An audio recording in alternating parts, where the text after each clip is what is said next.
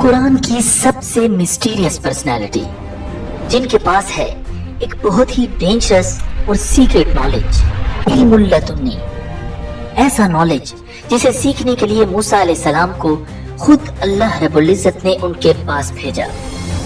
وہ پاسٹ اور فیوچر دونوں کو جانتے ہیں اور ٹائم ٹریول بھی کر سکتے ہیں۔ وہ بھیس بدل کر لوگوں کی مدد کرتے ہیں مگر کوئی انہیں پہچان نہیں سکتا۔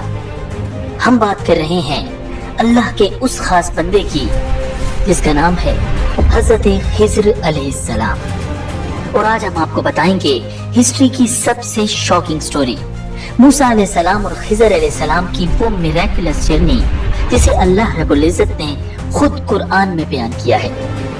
Welcome to Islamic world view. ایک دن حضرت موسیٰ علیہ السلام اپنی قوم کو نصیحت فرما رہے تھے کہ اچانک محفل میں موجود ایک شخص نے ایک عجیب سوال کیا، اے موسیٰ، اس زمین پر سب سے زیادہ نالجبل انسان کون ہے؟ موسیٰ علیہ السلام نے جواب دیا، میں ہوں۔ اللہ تعالیٰ کو موسیٰ علیہ السلام کا یہ جواب کچھ پسند نہ آیا۔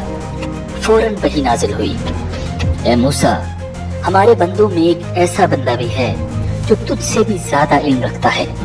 وہ اس جگہ رہتا ہے جہاں دو دریا آپس میں ملتے ہیں۔ حضرت موسیٰ علیہ السلام نے کہا، یا اللہ، میں اس سے کیسے مل سکتا ہوں؟ اللہ تعالیٰ نے فرمایا، ایک پکی ہوئی مچھلی لو اور اسے ٹوکری میں رکھ لو، جہاں تم وہ مچھلی گم کر دو گے وہیں تمہیں ہمارا وہ خاص بندہ ملے گا۔ حضرت موسیٰ علیہ السلام نے فوراً سفر کی تیاری کی، اپنے اسٹوڈنٹ حضرت یوشع بن نون کو ساتھ لیا اور ایک میریکولس جرنی پر روانہ ہو گئے۔ دن گزرتے جا رہے تھے، حضرت موسیٰ اور ان کا اسٹوڈنٹ چلتے جا رہے تھے۔ کئی دنوں کے سفر کے بعد وہ ایک چٹان کے پاس پہنچے جہاں اچانک انہیں بہت نیند آنے لگی۔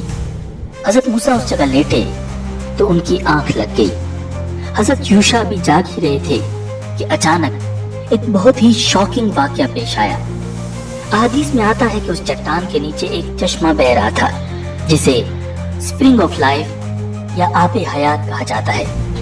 اس پانی میں اللہ تعالیٰ نے ایسی پاور رکھی تھی کہ جس چیز پر وہ پانی پڑتا وہ فوراً زندہ ہو جاتی تھی، اور پھر اچانک آب حیات کے چند ڈراپس ٹوکری میں رکھی ہوئی مچھلی پر پڑے۔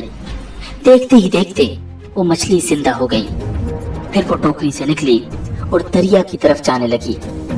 دریا کے اندر جانے کے بجائے دریا میں ٹنل کی طرح ایک پورٹل اوپن ہوئی اور مچھلی اس میں غائب ہو گئی۔ سبحان اللہ!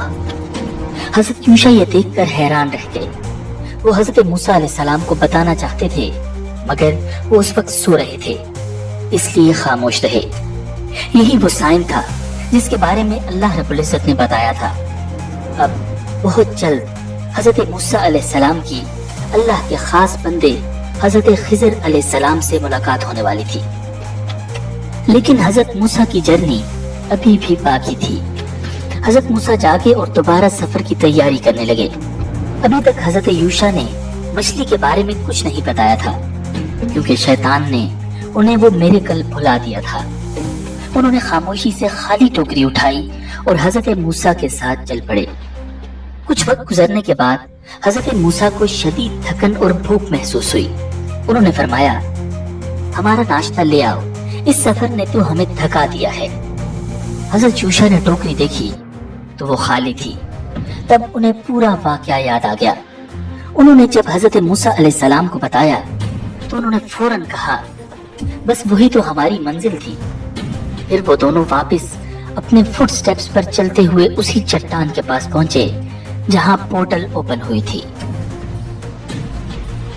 وہاں انہوں نے دیکھا کہ ایک بزرگ سبز رنگ کی گدی پر بیٹھے ہوئے ہیں اور انہوں نے اپنے پورے جسم پر کپڑا لپیٹا ہوا ہے۔ موسیٰ علیہ السلام کو اندازہ ہو چکا تھا کہ یہی ہے اللہ کے وہ خاص بندے حضرت خضر علیہ السلام۔ قرآن اور احادیث میں اس بات کی کلیریفیکیشن نہیں ملتی کہ حضرت موسیٰ اس پورٹل سے گزر کر حضرت خضر تک پہنچے یا حضرت خضر اس پورٹل کے تھرو اس ورلڈ میں آئے، لیکن ابھی سٹوری میں جو کچھ ہونے والا ہے وہ آپ کو حیران کر دے گا۔ حضرت موسیٰ علیہ السلام نے انہیں سلام کیا انہوں نے اپنے چہرے سے کپڑا ہٹا کر فرمایا، میری زمین میں سلام کا رواج کہاں سے آ گیا؟ آپ کون ہیں؟ موسیٰ علیہ السلام نے فرمایا، میں موسیٰ ہوں۔ حضرت خضر نے پوچھا، بنی اسرائیل کے موسیٰ؟ موسیٰ علیہ السلام نے جواب دیا، جی ہاں، اور میں اس لیے آپ کے پاس آیا ہوں تاکہ اللہ نے جو خاص علم آپ کو سکھایا ہے وہ آپ مجھے بھی سکھا دیں۔ حضرت خضر نے کہا، موسیٰ، آپ میرے ساتھ صبر نہیں کر پائیں گے، کیونکہ جو نالج میرے پاس ہے آپ کو اس کی کوئی انڈرسٹینڈنگ نہیں، اور آپ کے لیے وہ سیکھنا مناسب نہیں۔ موسیٰ علیہ السلام نے وعدہ کیا، انشاءاللہ میں پیشنٹ رہوں گا اور آپ کے کسی بھی آرڈر کی خلاف ورزی نہیں کروں گا۔ حضرت خضر نے فرمایا، ٹھیک ہے، لیکن یاد رکھیں جب تک میں خود کسی بات کو کلیریفائی نہ کروں آپ مجھ سے کوئی سوال نہ کرنا۔ پھر وہ دونوں ایک بہت ہی مسٹیریس جرنی پر روانہ ہو گئے۔ چلتے چلتے وہ دریا کے کنارے پہنچے جہاں ایک کشتی آتی دکھائی دی۔ حضرت خضر علیہ السلام نے کشتی والوں سے کہا کہ ہمیں بھی بٹھا لیں۔ کشتی والے حضرت خضر کو پہچانتے تھے، اس لیے انہوں نے بغیر کرایہ لیے ان دونوں کو سوار کر لیا۔ لیکن کشتی میں بیٹھتے ہی حضرت خضر نے ایک بہت ہی عجیب کام کیا۔ انہوں نے کلہاڑا اٹھایا اور کشتی کا ایک تختہ توڑ دیا۔ حضرت موسیٰ حیران رہ گئے۔ آپ نے فوراً کہا، آپ نے یہ کیا کر دیا؟ ان لوگوں نے ہمیں فری میں بٹھایا تھا اور آپ نے ان کی کشتی ڈیمیج کر دی تاکہ سب ڈوب جائیں۔ یہ تو بہت ہی غلط کام کیا ہے۔ حضرت خضر نے نرمی سے یاد دلایا، میں نے کہا تھا نا آپ میرے ساتھ صبر نہیں کر پائیں گے۔ موسیٰ علیہ السلام کو فوراً اپنا وعدہ یاد آ گیا۔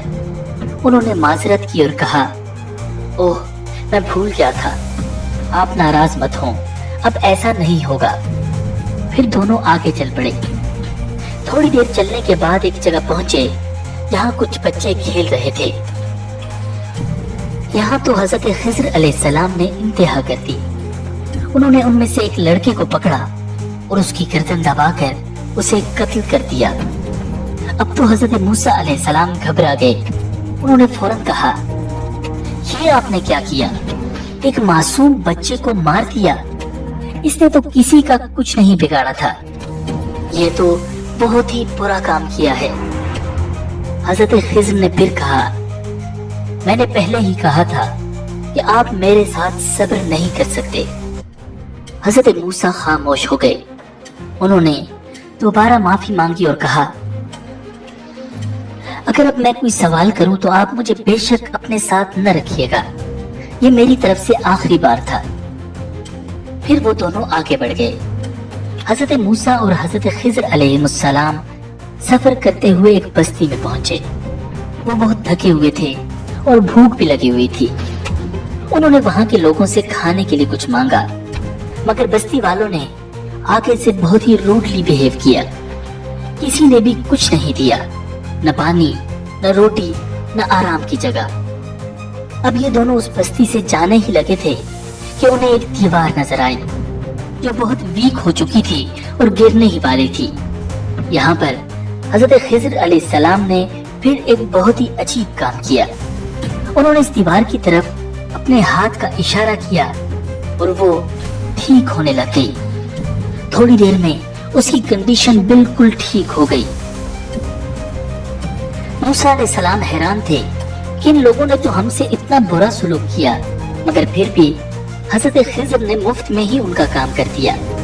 آپ کہنے لگے، اگر آپ چاہتے تو اس کام کے بدلے ان لوگوں سے کچھ پیمنٹ لے لیتے، جس سے ہم کم از کم کھانے کا کوئی انتظام کر لیتے۔